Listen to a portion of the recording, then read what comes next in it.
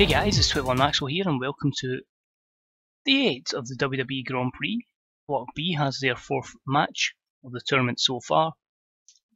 We're going a bit worldwide now. Obviously we're in the UK for a previous episode and now we're in Alberta in Canada, so hopefully a good show here. 17 segments, a couple of matches along, moving along some of the other angles we've got going in the WWE. So hopefully, we can enjoy this show. You can learn some more about the undercard that we're doing at the moment, and hopefully, we can get a good rating here and a good bit of money for it, I suppose. So we'll crack on, and I hope you enjoy today's show. So we start off with just John Cena cutting a promo, and it's an A92. Nothing really to add here, just John hyping up Luke Harper, just to continue that feud there. It gets to show off to a strong start. Gets the crowd hotter, everything you want, all that jazz, and Cena looks like a complete star, so all positive there with the A92 start. Our opening contest is a superb match which sees Rusev defeat Big E in 14:31 with a bullplex. A B80, not bad considering two heels here, you get the crowd even hotter. Big E with a 92 performance and an 81 from Rusev.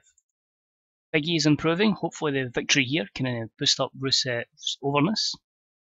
And negatives will just be for the odd heel-face combination. So hopefully, if there was a storyline behind this, and if they were both, one was a heel, one was a face, then this would maybe push up to the B+. Quite happy this doesn't suffer from a lack of psychology as well, so both have developed very well in that regard.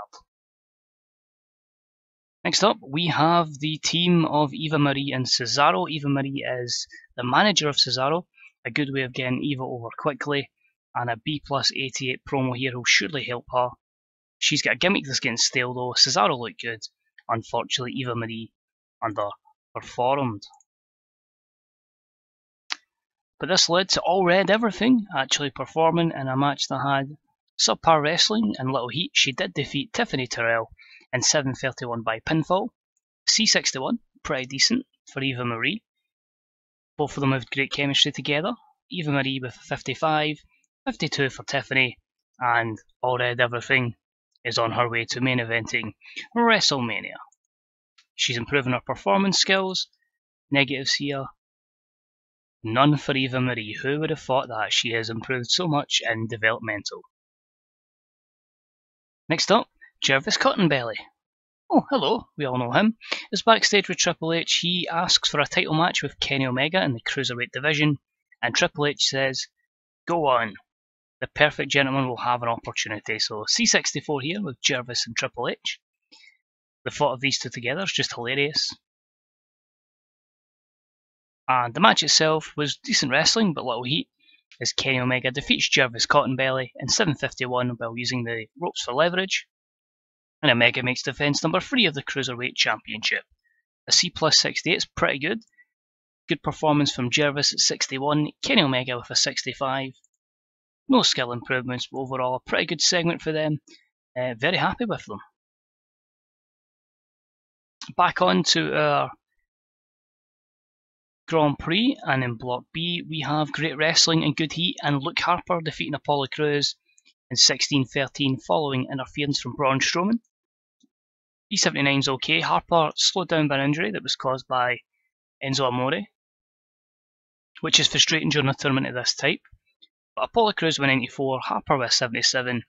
Hopefully this doesn't affect Apollo's overness too much, but gives Harper a well needed 2 points. Apollo Crews improving Rumble skills. Negatives there, booking decisions, stamina, and for Harper working injured. Next up, Apollo Crews is in the ring then, and he basically gets beat down by Strowman, Harper, and Corbin. B+84, Apollo Crews comes out of it looking well. Braun Strowman did not, but it's again putting Corbin, Harper, and Strowman in the spotlight, and hopefully getting them a little bit more over. Nothing really to add to that. Next up, The Miz cuts a promo, and it's like A94. He really is getting to the next level. Some great promos there. He's really just highlighting how good he is and the run he is on at the moment. And we have a women's match, and it's about had some decent wrestling, but little heat. Get Bayley defeating Liv Morgan in 6:44 with a hugplex. C64, as I say, is pretty good. Bayley with 74, Liv with 46. She's got plenty of time to develop. Continues the storyline between Bayley and Sasha and her lackeys. No skill improvements to speak of in this instance. A few negatives there. Overall, pretty good. Next up, also in a World Grand Prix match, about the head superb wrestling and great heat, Seth Rollins defeats Randy Orton in 17:59 with God's Last Gift. B80 is understandable because there's no storyline behind it. But Seth win 94, Randy win 90, great performances by them, and a good win for Seth Rollins. Again, if you put the storyline, you put the match up a bit longer, these two deliver. And, well, misplaced this, but basically John Cena then gets beat down by the Wyatt family again, continuing their feud. B+87, Cena came out of it looking excellent, Braun looking lost again, but again just putting some more momentum behind the Wyatts. And yep, John Cena was facing AJ Styles beforehand, so wrong way around. But great heat and good wrestling, and Cena wins via the STF in 1915. So a B-76, which is disappointing. Cena by 90, AJ with 73. No skill improvements in this instance. Negatives again, both men with declining physical ability. AJ being fatigued. Stamina for John Cena, so we'll probably give AJ a rest on the next event, and lack of associated hot storyline. Next up, Bray then cuts a promo. Of course, he's proud of his Wyatt family attacking, but he's got bigger things to do tonight. He was a star in this segment, and that was a B+88, so good for Bray.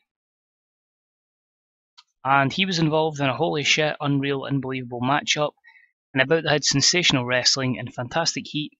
The team of Bray Wyatt, Cesaro, Roman Reigns and The Miz defeated CM Punk, Shinsuke Nakamura, Finn Balor and Sami Zayn in 17:42 when Bray Wyatt defeated Sami Zayn by a standing senton splash following a distraction from Kevin Owens.